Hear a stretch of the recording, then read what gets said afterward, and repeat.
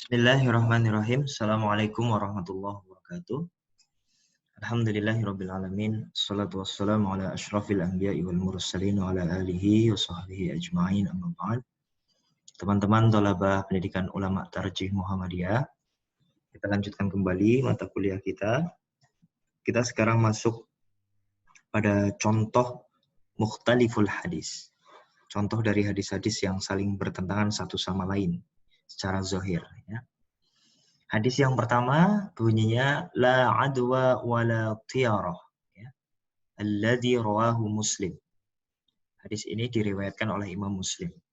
La adwa, ya, tidak ada penyakit menular, wala tiyarah, dan tidak ada tiaroh, ya, atau tidak boleh melakukan tiaroh, atau tidak ada tiaroh. Tiaroh itu apa ya? Semacam kalau bahasa saya dulu di daerah saya itu ada namanya gugon tuhon, ya.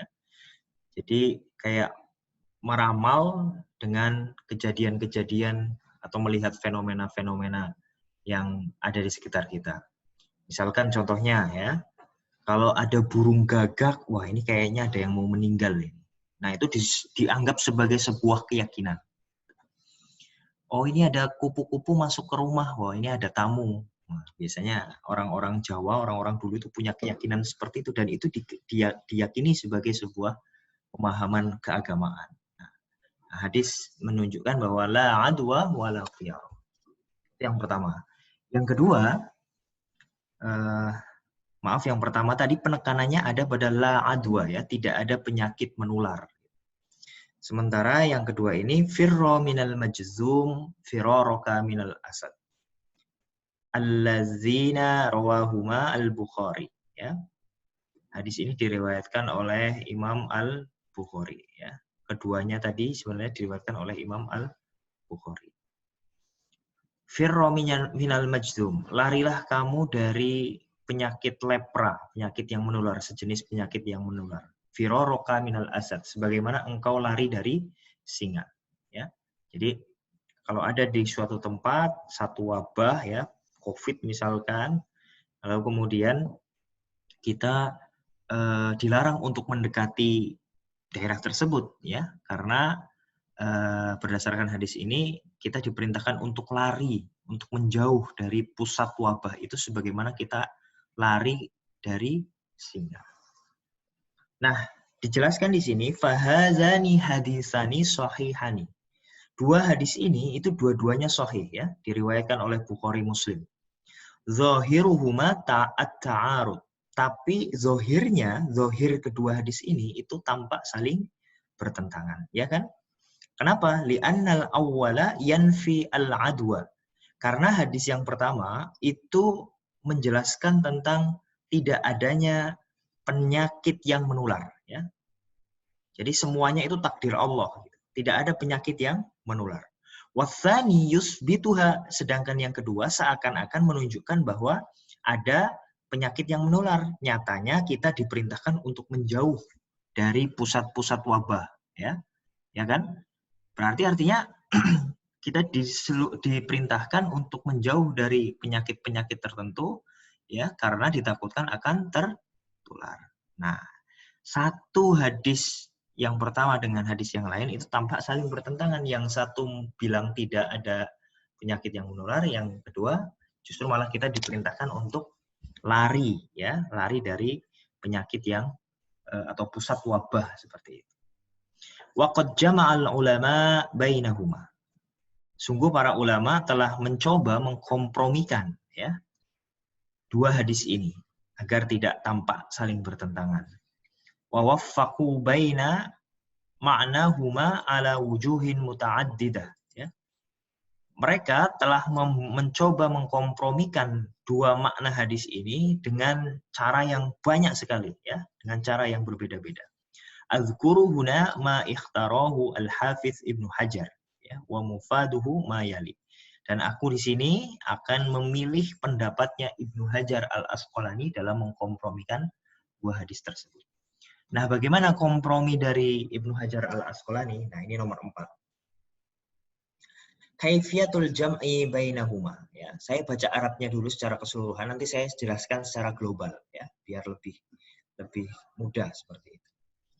Wa kaifiyatul jam'i baina hadzaini al-haditsaini ayyuqala innal adwa manfiyatun wa ghairu sabitatin bidalilin qaulihi sallallahu alaihi wasallam la yu'di syai'un syai'an.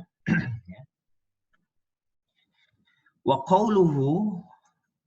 qawlihi liman aradahu bi anna al-ba'ira al-ajraba yakunu bainal ibli as-sahihati fayukhalituhu fatajrabu faman a'dala al-awwal yakni anna Allah ta'ala ibtada'a dhalika al-marada fi ats-tsani kama ibtada'ahu fil awwal.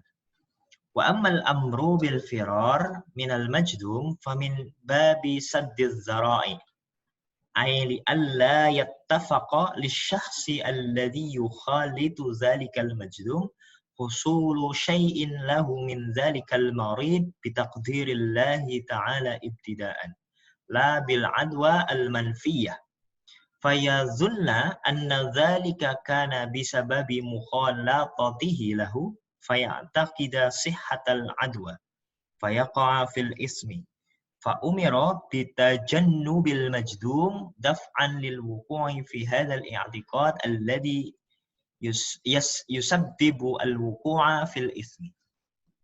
Jadi cara mengkompromikannya Ibnu Hajar al-Asqalani saya jelaskan secara umum ya, bahwa hadis yang menjelaskan tentang kita diperintahkan untuk lari ya atau menjauh dari pusat wabah itu adalah bagian dari sadduz zara'i ya. Sadduz zara'i itu artinya tindakan preventif ya, agar kita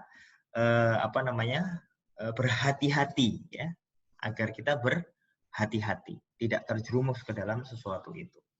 Tapi kemudian bukan berarti kalau kita kemudian kena itu karena semata-mata penyakit itu bisa menular.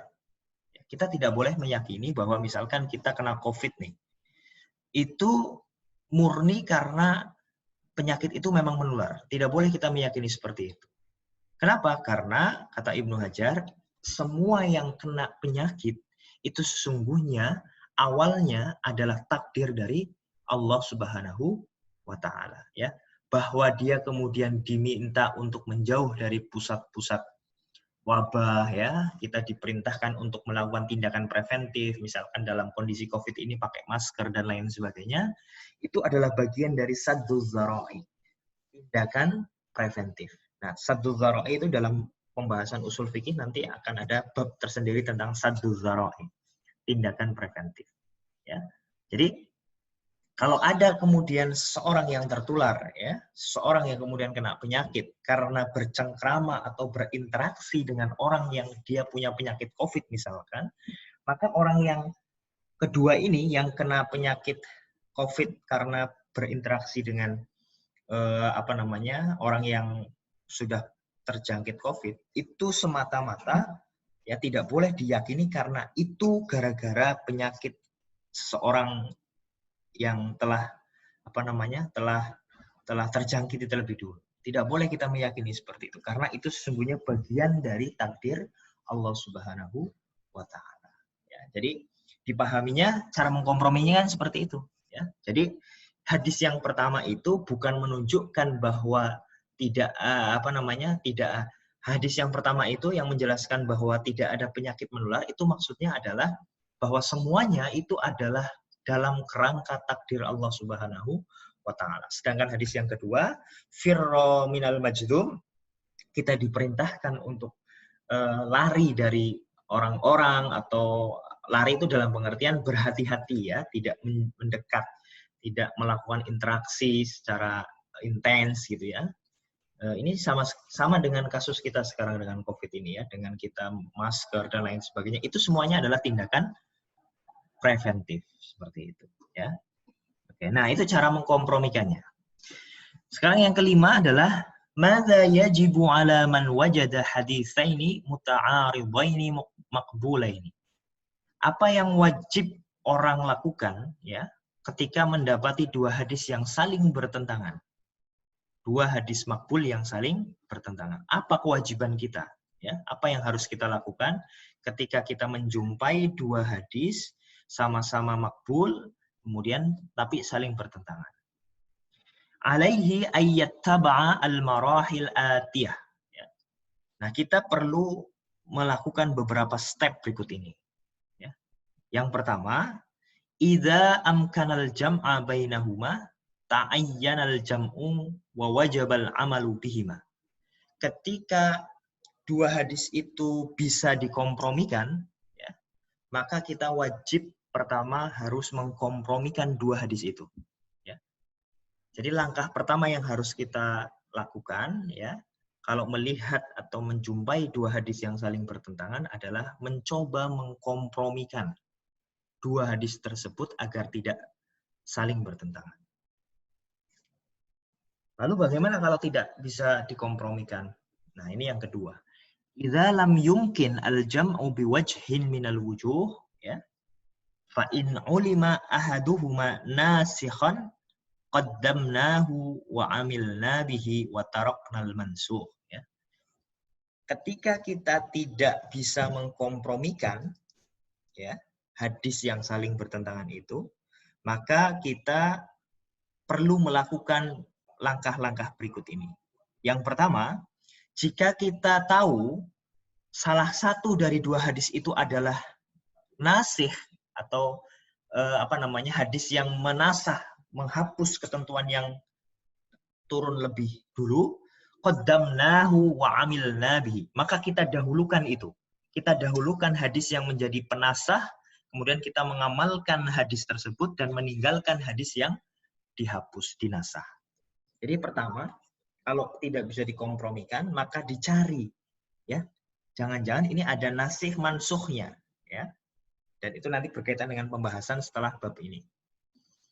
Nah, kalau kemudian kita tidak bisa, setelah dicari mana yang nasikh, mana yang mansukh, nah maka kemudian wa illam yu'lam zalika rajjahna ahadahuma 'ala al-akhar biwajhin min wujuhit tarjih allati tablughu 50 wajhan aw akthar. Summa amilna birrajih, ya. Jika kita tidak mengetahui, tidak bisa ketahuan nih mana yang nasikh, mana yang mansukh, maka kita perlu mentarjih. Perlu menguatkan dua dalil yang saling bertentangan itu, ya, mana yang lebih kuat kira-kira. Dan cara mentarjih itu banyak sekali, sampai 50 cara mentarjih, ya. Bisa kalau hadisnya itu dilihat dari aspek sanadnya, kemudian kalau dari hadis itu setelah dilihat sanadnya maka kemudian dilihat matannya, kemudian setelah itu baru kemudian diamalkan. Nah, kalau itu semua sudah dilakukan, ya, kemudian sudah ketahuan mana yang rajih, nah lalu kemudian diamalkan hadis yang kuat itu. Nah, yang ketiga, wa illam yatarajjah ahaduhuma 'alal akhar wa huwa nadirun tawaqqafna 'alal 'amali bihima hatta yazhar lana murajjihun. Ya. Lalu kemudian setelah tadi dikompromikan nggak bisa, dicari nasikh mansukhnya nggak bisa, kemudian dicari ditarjih nggak bisa, maka yang terakhir adalah wa illam yatarajjah. Ketika sudah tidak bisa ditarjih juga salah satu dari keduanya, wa huwa nadir, dan ini jarang, ya, jarang sampai ke tahap yang paling terakhir ini. Tawaqqafna 'anil amal bihima hatta yazhara lana murajjihun. Maka kita tawakuf. Ya, tawakuf itu artinya ya tidak mengamalkan dua hadis tersebut sampai kemudian kita tahu mana di antara dua hadis yang bertentangan itu yang lebih kuat. Itu beberapa step ketika terjadi mukhtaliful hadis, ya, hadis yang saling bertentangan. Oke, sedikit lagi. Ahamiyatuhu wa may yakmul lahu. Urgensi dan orang yang menyempurnakan keilmuan mukhtalif hadis ini. Hadzal ilmu min ahammi ulumil hadis idh yuttarru ila ma'rifatihi jami'ul ulama. Ilmu ini itu adalah bagian dari ilmu yang sangat penting dari ulumul hadis, ya. Ilmu mukhtalif hadis ini. Kenapa? Karena para ulama itu menganggap penting ilmu ini untuk bisa tahu cara mencari solusi ketika terjadi pertentangan dalil. Wa innama yakmulu lahu wa yamharu fihi al-a'immah al-jami'un bainal hadis wal fiqh wal usuliyun al-ghawwasuna 'ala al-ma'ani ad-daqiqah. Ya.